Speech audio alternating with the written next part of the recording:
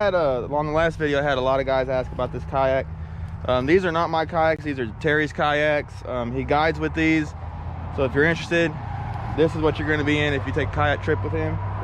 So I'm going to let him kind of walk through all the features on everything. Well guys, if you want to know what's going on with these kayaks, up front in this hatch right here, I got a 17.5 amp hour lithium phosphate FPV for dedicated to electronics.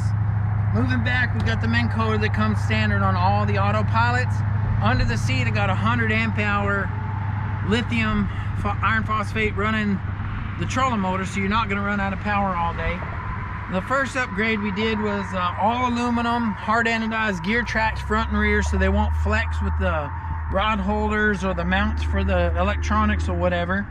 I went with the fish finder mounts, aluminum hard anodized transducer handle for the live scope. It's the strongest one on the market. That way we run into trees, stumps, whatever, it's not going to break, it's not going to hurt anything, and the gear track won't let it flex and break the gear track. Those plastic ones are crap. Over here we did the rod holder delete and did the aluminum gear track for the monitor, because with Old Town's engineering, they've got the monitor way up here. From the seat you can't reach the screen, so we want to be able to reach the screen from the seating position. So we relocated the rod holder, which is really cool, because if you look, they've got the rod holders up here, and when you put your rod in here, let me just show you. You stick the rod in here, it's hanging up here, so your line's hanging down here. I don't know who at Old Town thought that was a good idea, but they don't fish, I can tell you that. So what we did was I relocated that rod holder from here to right here, cut a hole in the kayak and relocated it. Now with the rod stuck in this holder, it hangs right down in front of your face, so you can remove your fish, retie your gear, all while your rod's stable and doesn't fall in the water. Coming back, really all I did was I did an orange delete. These things come with all orange gear tracks, orange bungee cables. Looks like crap. So I went in and did 1/4 inch new bungee in black. All aluminum accessories, got rid of all the orange except for the adjustments on the foot pedals. The other thing I suggest you do if you got one of these is a Yeti dry box. I know they're expensive. I'm sorry, I don't make them. But with the Yeti dry box, you got put all your place stuff for your phone, your wallet, all your stuff, compartments for your nav lights, your headlamps, tackle, and then you got your canvas pocket, zipper pockets up front for your boater registration ID cards, your fishing license, anything you might want to carry important up here, you'll have it with you. I got one for my boat as well. You need more documentation for your boat. And other than that, that's it. Oh, look at the trailer. This is a custom built Fish Texas trailer. It's a one-off. I'm the only one with one just like this. It's got a walk-in deck up front with a big box, storage box that's lockable. It's got retractable straps. It's got a spare underneath the front. This trailer was built. This trailer was built with a drop axle, drop frame, so the kayaks sit inside the trailer, not on top of it. So when you're going to unload the kayaks, you barely have to get the back of the trailer in the water, and the back of the kayaks float up, jump in it and push off, and you're in the water. That is awesome. Same thing with loading. You just come straight at them, stow the motor, and let it just ride right up on the rails.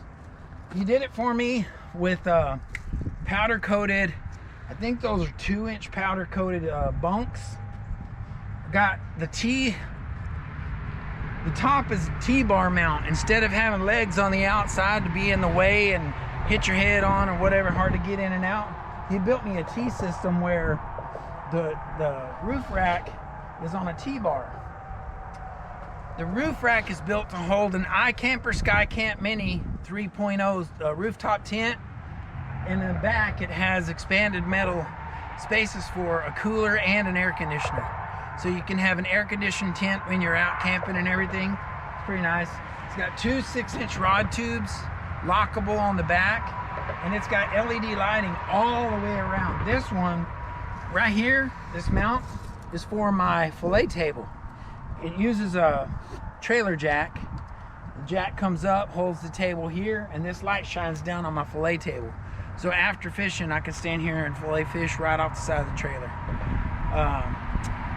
Then, of course, it's got a huge, like a 12-inch LED off the back that illuminates when you're backing up. I can light this whole creek up. So, awesome. It's an awesome trailer, man. Like I said, it's a one-off. He and I set going back and forth with designs. He'll build you whatever you want. This is what I wanted. This is what he built me. So, I love it. If you guys want to come fishing with me, this is what you're going to go out on. That's why I bought it, built it. That's why I have everything you can have on one, so you'll have the most success you could possibly have on a trip with me. I know there's a lot of guys that throw a bunch of fits about live scope in general, especially live scope on a kayak, live scope in a creek. Let me tell you, I'm putting you on fish, going to make sure you can see what you're doing, and you're going to have the best success possible in an area that we're going to fish in. If they don't like it, they can watch somebody else, because I don't care. Well, that's it. I know I had a lot of questions about these kayaks, and I have no idea about them. They're, like I said, they're not mine. So there's the rundown. That's what you're going to be fishing out of when you take a trip with Terry. So I'll leave that link down below. All right, y'all. So we're going in here. I'm going to try and catch some white bass. I gave my fish to some guys on the bank. I didn't film it. I'm not into trying to film that for a pat on the back or anything like that, but it feels good to give some fish away and, you know, make someone's day. So we're gonna get over here and see what we can find. It's 3:12. We're gonna see if we can catch some right up in here.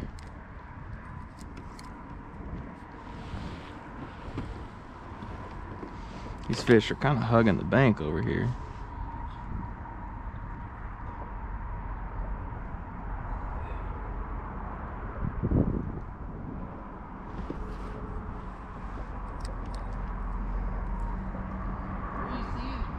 They're kind of scattered up against the bank, and there's some out here too.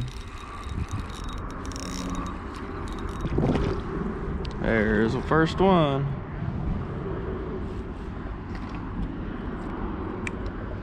Little short one.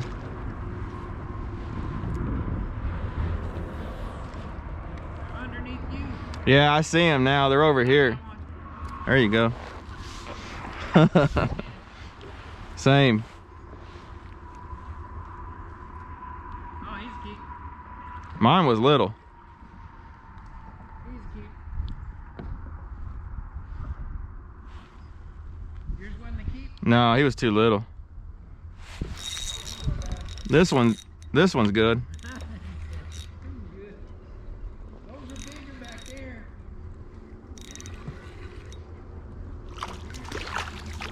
Nice one. That's the first one on the stringer. And I'm just using my my plastic jigs right here. These work good for white bass, crappie. I mean, just work good for everything. I just cast over your rod. Oh, Sorry. you're good, man. Oh, Uh-oh. I don't know if you can pull it back. There, you might have to bring it up. Man, your line is all sorts of frayed right here. yeah. There you go. I get down inside that nasty. They're just all over, man. I mean, there's some over here, some over there.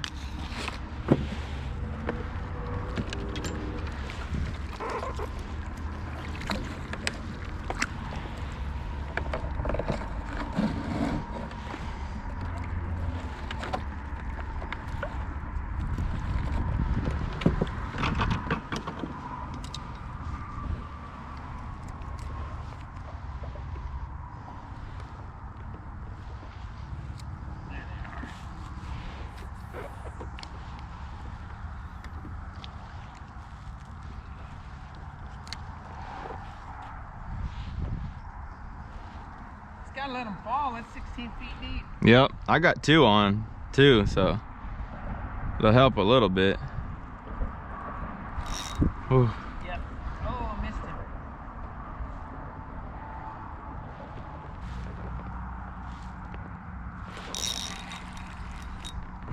Yep.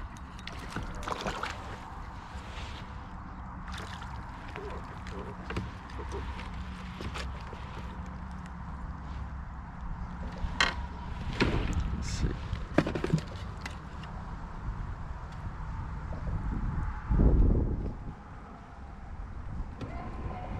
It's a 10-incher. No giant, but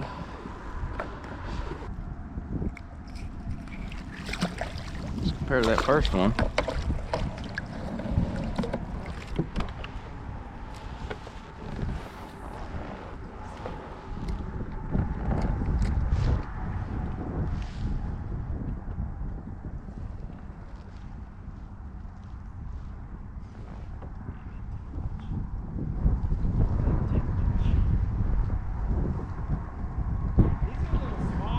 Yeah.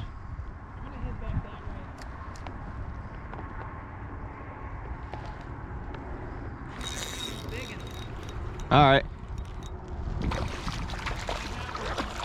Keeper.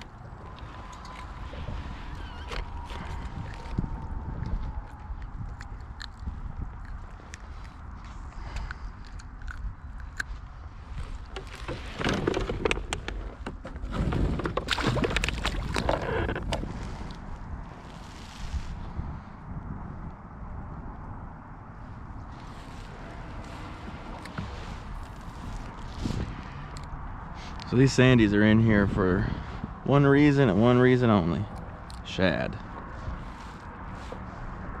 And so,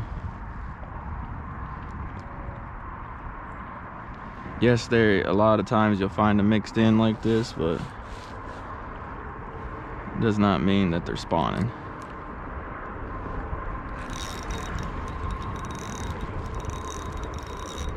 It's a good one here, acts like it.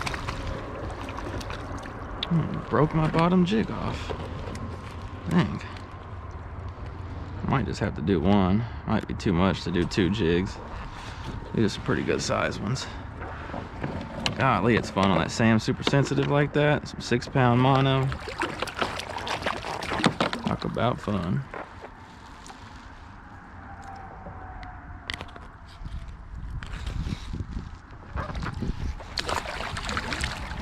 I had one break my bottom jig off. I had 2 on right there. Probably just gonna be have to do one.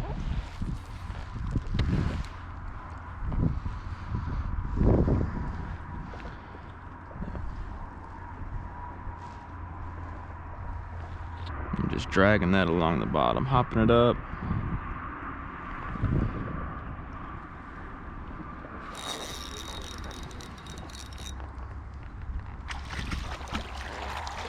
Nice one.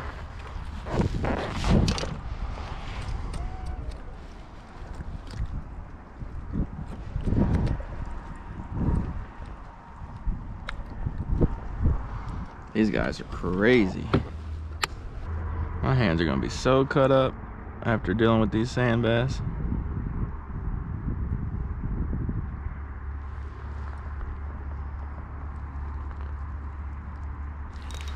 They keep bumping it right there, but they don't feel super big. Cast under this tree a little bit. So sand bass or white bass, we call them sand bass in Texas, but they'll move up and down. We call them sand bass because they like to spawn on sandbars in the creeks.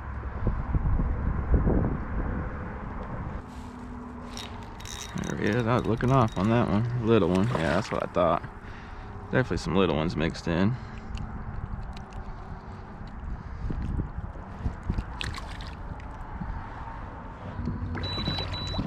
I'm about to go over here. If it's gonna happen, it's gonna happen over here. Yeah, there was 200 or 300 of them over here earlier. I think it's maybe get in between these guys or something.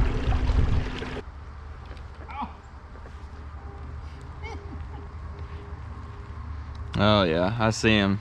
I see him. Right on the bottom. Just throw out there and let drag it on the bottom, and they just come get it.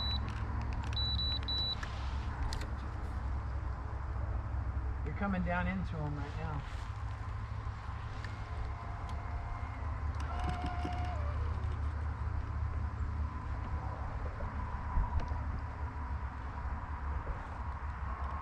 Oof, they're all over the place. Got him. Oh, that one's heavy. That one's real heavier, too. Goodness.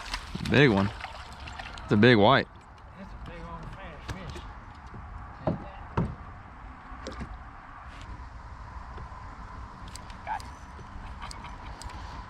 Got it.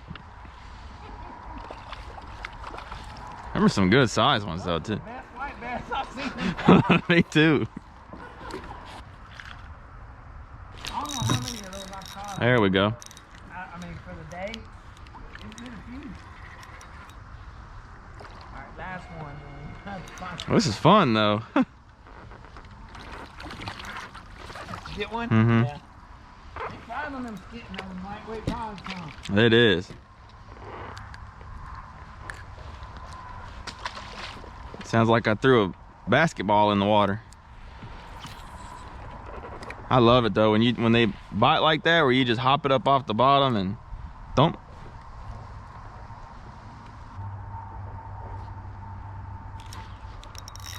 Got you? Yep. Man, they're crazy too. They're all over the place. December white bass run. Yep. That's a big one too. Oh, this is stupid, dude. These are big. Like, These are big ones. So, I only have 7. really? 2, 3, 4, 5, 6, 7. I can't count. They keep biting my jig. Isn't that crazy? It is. I told you when I saw him, I was like, throw the crappie. It's mother load day. Yeah. Oh, there's a... Casting for white bass. This is too fun. I can't not do this. They're all over you. I see you. Oh, that's me actually. Never mind. Yeah. Golly. Finally, just things go right. I ain't even trying to catch the damn thing. Dude, we can put a Catch that one on. Told you you're gonna get hit in the head. You keep going that way. I told you they're gonna hit you in the head. You kept going that way.